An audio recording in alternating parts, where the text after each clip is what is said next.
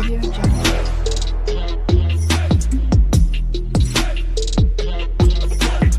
Audio Jungle. Hi friends, welcome to Elijah's Study Point. Today we will discuss about plus 2 second year ଛୁଆଙ୍କର ରାଜନୀତି ବିଜ୍ଞାନ political ସାଇନ୍ସର ସିଲାବସ୍କୁ ଆଜି ଆମେ ଦେଖିବା। ତ ଏହାର ମଧ୍ୟରେ 5ଟି ୟୁନିଟ୍ ରହୁଛି। ତ ପ୍ରଥମ ଏକକ ହେଉଛି ଭାରତରେ ଗଣତନ୍ତ୍ର। ଭାରତରେ ଗଣତନ୍ତ୍ର ଫାଷ୍ଟ ହେଉଛି ଗଣତନ୍ତ୍ର, ସେକେଣ୍ଡ ହେଉଛି ଭାରତରେ ଦଳୀୟ ବ୍ୟବସ୍ଥା। ଫାଷ୍ଟ ଆମେ ପଢ଼ିବା ଗଣତନ୍ତ୍ର ସମ୍ପର୍କରେ, ଦେନ୍ ଆମେ ପଢ଼ିବା ଭାରତରେ ଦଳୀୟ ବ୍ୟବସ୍ଥା। ଦ୍ୱିତୀୟ ଏକକ ରହିଛି ଭାରତରେ ଗଣତାନ୍ତ୍ରିକ ପ୍ରକ୍ରିୟା 1। ତ ଭାରତରେ ରାଷ୍ଟ୍ର ସଂଘବାଦ, ଭାରତରେ ସ୍ଥାନୀୟ ଶାସନ।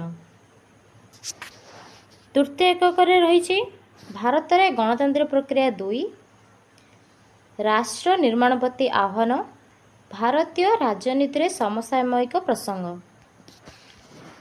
ଚତୁର୍ଥ ୟୁନିଟ୍ରେ ଅଛି ସମସାମୟିକ ବିଶ୍ୱ ରାଜନୀତି।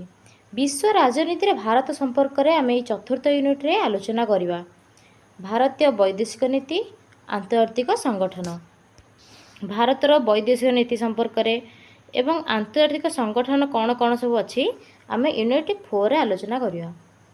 ପଞ୍ଚମ ଏକକ ୟୁନିଟ୍ 5ରେ ଅଛି ଆନ୍ତର୍ଜାତିକ ରାଜନୈତିକ ପ୍ରସଙ୍ଗ, ଯେଉଁଟାକି ସମସାମୟିକ ବିଶ୍ୱରେ ସୁରକ୍ଷାର ପରିବର୍ତ୍ତନଶୀଳ ପରିସର, ପରିବେଶ ଓ ପ୍ରାକୃତିକ ସମ୍ବଳ। ଏହି ସମ୍ପର୍କରେ ଆମେ ୟୁନିଟ୍ 5ରେ ଆଲୋଚନା କରିବା। ଏତିକି ଥିଲା ତମମାନଙ୍କର ସିଲାବସ୍। ଇଂଲିଶ ମିଡ଼ିୟମରେ ଯେଉଁମାନେ ରଖିଛ ସେମାନେ ମଧ୍ୟ ଏଇଟାକୁ ଦେଖିନିଅ।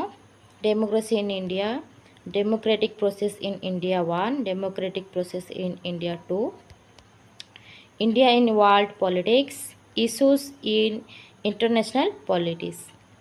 ତ ଏହା ଥିଲା ଆମର plus 2 second year political science ଛୁଆମାନଙ୍କର ସିଲାବସ୍।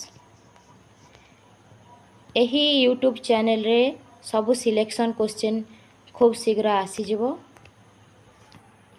ସେତିକି ସମୟ ରହିଲି। ଜୟ ଜଗନ୍ନାଥ।